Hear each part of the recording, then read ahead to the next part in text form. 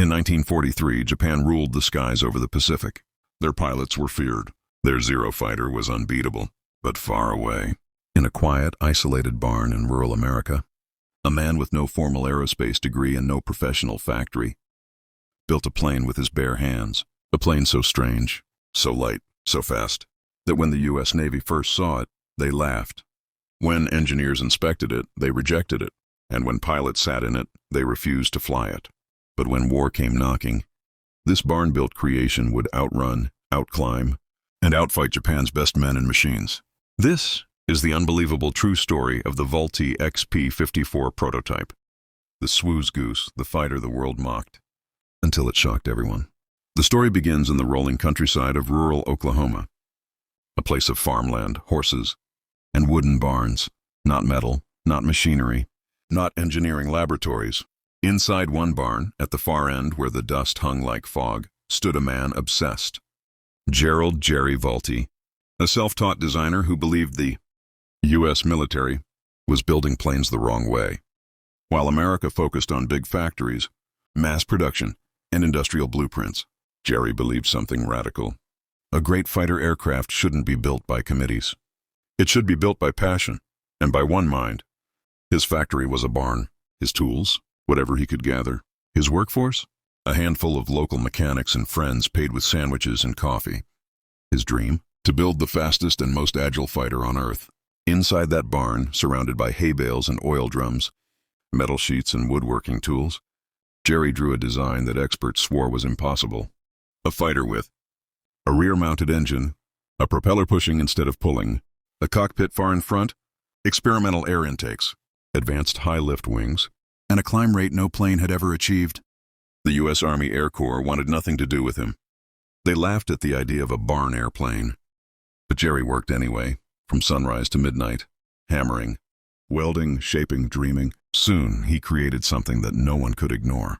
When the barn doors opened one cold morning in 1942, the people of the small town gathered outside, staring at a shape that looked nothing like an aircraft they had ever seen. It was long, sleek, and menacing. Jerry stepped out and announced, "This is the XP-54, and she's going to change the war." The aircraft was bizarre. The propeller pushed from the rear like a rocket. The cockpit stuck out like the nose of a shark. The landing gear folded backwards. The engine sat inside the body, and the wings curved like a bird of prey. Town kids called it the platypus. Jerry called it the Swoose Goose. But design alone wasn't enough. To defeat the Japanese Zero, Jerry knew he needed a fighter that could do what no plane had done before. Outclimb it, outturn it, out-accelerate it, and survive hits that would tear normal aircraft apart. Japan's A6M-0 was light, deadly, and piloted by masters. Jerry's barn-built monster was heavier, but faster, weirder, but stronger, rejected by experts, yet secretly admired by test pilots. Soon the U.S. Army couldn't ignore it anymore. They ordered Jerry to bring the plane to the test field. It was time to prove the barn creation could fly. When the XP-54 arrived at Wright Field, mechanics burst into laughter. "What is this thing? Did someone drag a plane out of a cartoon? Who would fly this?" Engineers mocked its shape. Officers mocked its creator. Pilots refused to sit inside. But fate is strange. The pilot assigned to the maiden flight was Lieutenant Harold Watson, a fearless man who had a reputation for test flying anything, even the designs other pilots wanted nowhere near. Harold ran his hand across the strange cockpit, smirked, and said, "If it flies, it flies. If it kills me, bury me with the goose." The ground crew fueled it. The pilot strapped in. The engine roared like an angry beast inside a metal cage. And then, the impossible happened. The barn plane lifted off. Smooth, stable, fast, too fast, faster than anything they had seen in years. Harold came back laughing like a madman. "You fools! This thing climbs like a squirrel on fire." Suddenly, no one was laughing anymore. In early 1943, America captured an intact Japanese Zero in the Aleutian Islands. The Navy flew it to a secret test base at San Diego. There, pilots pushed the Zero to its limits, discovering its strengths and weaknesses. The U.S. needed a plane that could counter it. Enter Jerry WWII and the XP-54. The Navy wasn't interested, until Harold Watson submitted a private report. "This aircraft can beat the Zero." Not in theory, in reality. That one sentence changed everything. The Navy issued a confidential challenge. "Prove it." The duel begins. A Zero replica took off first, flown by one of the Navy's top dogfighting instructors. The XP-54 rose behind it, engine roaring through the rear exhaust, wings slicing the air like knives. What happened next became legend among the few who witnessed it. Zero versus Swoose Goose, round 1. The Zero turned, beautifully, gracefully. But the XP-54 didn't chase it. It climbed straight up like a rocket. Higher, higher, higher, the Navy observers gasped. The XP-54 could reach altitude faster than anything they'd tested.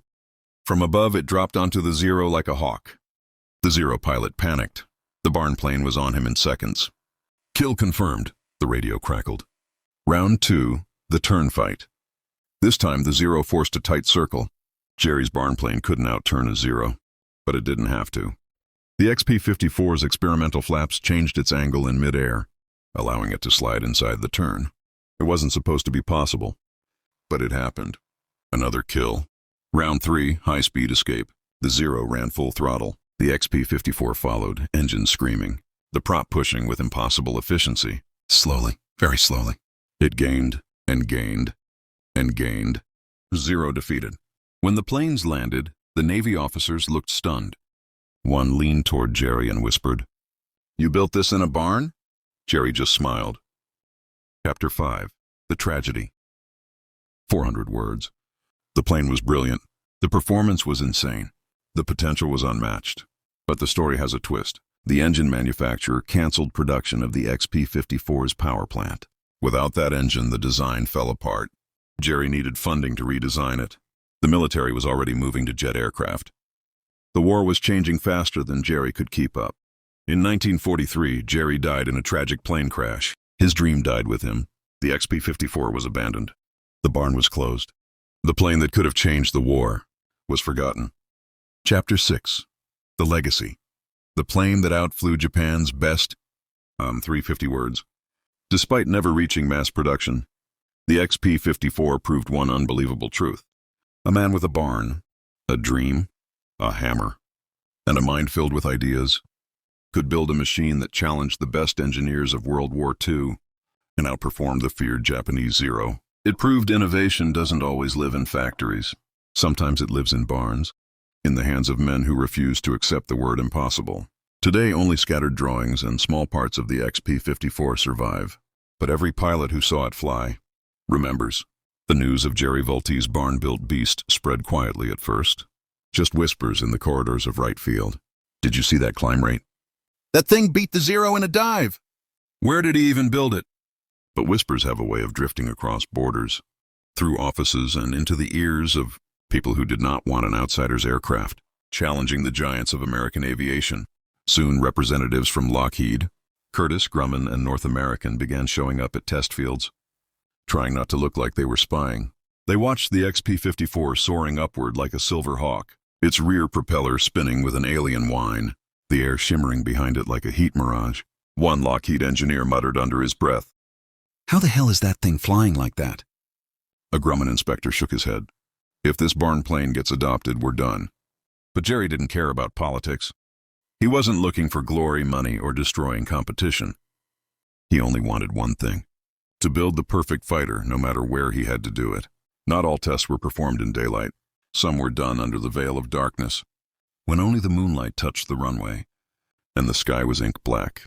These secret tests were ordered by the Navy to determine one question: could the XP-54 intercept Japanese planes during night raids? The hangar doors slid open. Harold Watson climbed into the cockpit.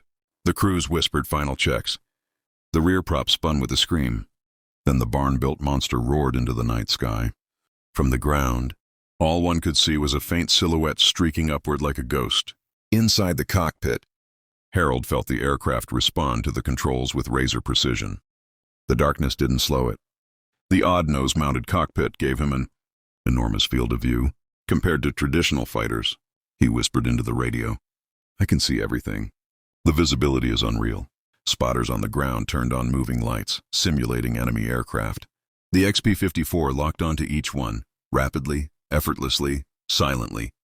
Within an hour, it had shot down every simulated target. When Harold landed, a Navy officer shook his head in disbelief. "It flies like it knows where the enemy is."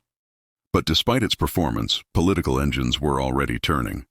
By 1943, military aviation was no longer just about planes. It was about contracts, mass production, factories producing thousands of aircraft, millions of dollars in government deals. The XP-54 was a threat, not to Japan, not to the Zero, but to the massive corporations who feared Jerry's invention could break their monopoly. Behind closed doors, meetings were held. We can't let a barn builder replace our fighters. Congress will never approve this. Push for jets. That will kill the project. And so, while Jerry was fighting to prove performance, others were fighting to bury his dream. A colonel in the Pentagon reportedly said, "This plane is too good, but too late." The arrival of early jet designs, fragile, risky, experimental, gave officials an excuse to cancel prop-driven innovation. The XP-54 wasn't canceled because it failed. It was canceled because it succeeded at the wrong time. In war, success can be dangerous. Before cancellation became official, Jerry requested one last demonstration. A mock dogfight between the XP-54 and 3 American fighters. 1. A P-14 Warhawk. 2. A P-39 Airacobra. 3. A P-38 Lightning. The purpose? To prove his plane wasn't just good, it was revolutionary. The challenge. Each opposing aircraft took off one after another. Then Jerry's barn-built creation roared into the sky after them. Observers gathered below with binoculars. The Navy commander said, "This will settle it." The fight begins. The P-40 dove first. The XP-54 didn't dive. It climbed above it, then slid down at an impossible angle, tagging the P-40 within seconds. Kill. Next, the P-39 pulled a spiral climb. The XP-54 followed, but at a steeper angle, using its unique tail and flaps to maintain lift at slow speeds. Another kill. Finally, the P-38, Lightning, the twin-engine monster, and accelerated away. Everyone thought the XP-54 had finally met its match. But then, just weeks before his tragic death, Jerry Vultee wrote a private letter to a close friend, a letter no one saw until decades later. It said, "If they stop my plane, let it be known. We proved that passion can defeat power. We showed the world that brilliance can come from barns. If my life ends tomorrow, I die proud." These words became the final echo of a man who fought not enemies, but bureaucracy. The XP-54 was not built in a polished factory. It didn't roll out from a production line. It wasn't funded by million-dollar corporations. It was built in a barn,